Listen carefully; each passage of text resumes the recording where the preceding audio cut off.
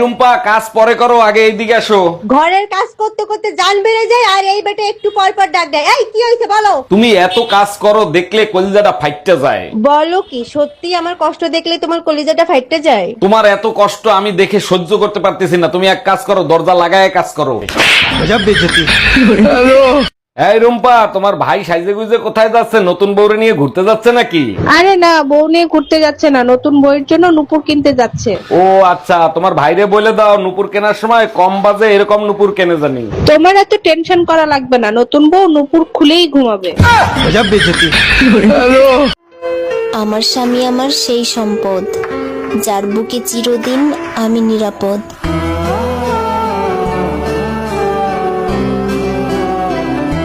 Romeo ভাই ভাবিরে খালি সন্দেহ করে, আজকে গায়ে হাত তুলছে। কি, ওর এত বড় সাহস ভাবির গায়ে হাত তুলছে? তা ভাবি কিছু বলে নাই? ভাবি বলছে ওরে ছাইরা দিবে, দরকার হইলে শয়তানের সাথে সংসার করবে। জানো, ছোটবেলা বাবা মা আমারেও বলতো আমি নাকি বড় শয়তান।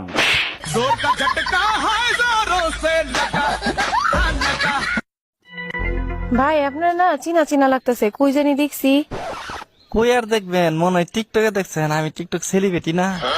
না না, টিকটকে না, কই জানি দেখছি, কই জানি দেখছি। ও মনে পড়ছে, মনে পড়ছে। আপনি না গেছে আমার সঙ্গে বাথরুমের ট্যাঙ্কি পরিষ্কার করছিলেন। এই জানো, পাশের বাড়ির ভাবি না প্রেগনেন্ট। বলো কি, এ তো খুব খুশির খবর। ভাই 2 বছর ধরে বিদেশ আর ভাবি প্রেগনেন্ট, এটা কোনো খুশির খবর হলো? আমার উপর চিল্লাচ্ছ কেন? আমি কিন্তু ভাবির বাড়ির আশেপাশেও যাই নাই। ঠাকুর ঘরে কেড়ে। আমি কলা খাই না। এই শোনো, আমি আর একটা বিয়ে করতে চাই, তোমার অনুমতি লাগবে। তোমার খুশির জন্য আমি সব করতে রাজি, তুমি কাগজ নিয়ে আসো, আমি সই করে দিচ্ছি। তোমার মতো বউ পেয়ে সত্যি আমি ধন্য। আচ্ছা শোনো, সেকেন্ড হ্যান্ড পিস্তল কি 8-10 হাজার টাকায় পাওয়া যাবে?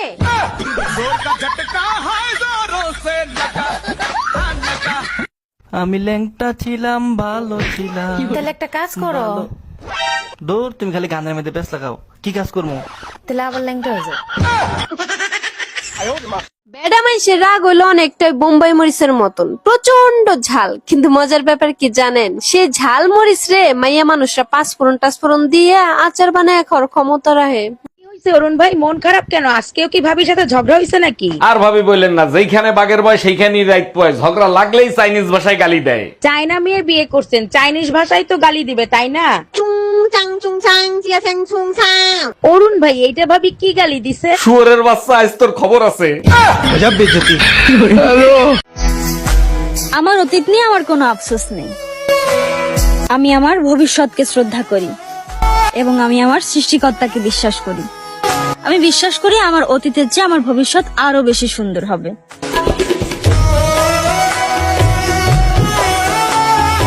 তোমার সাথে মেয়েদের চুল আসলো কি করে? এটা তো আমার মাথার চুল না। এইসব কি বলো তুমি? সারাদিনে আমি বাইরে গেছি, আমার সাথে মেয়েদের চুল আসবে কি করে? তাইলে কি আমি মিথ্যা কথা বলছি? সত্য করে বলো, এই সাথে চুল আসলো কেমনে? এক মিনিট, এই শার্ট তো আমার না। এই শার্ট তুমি পেলে কই?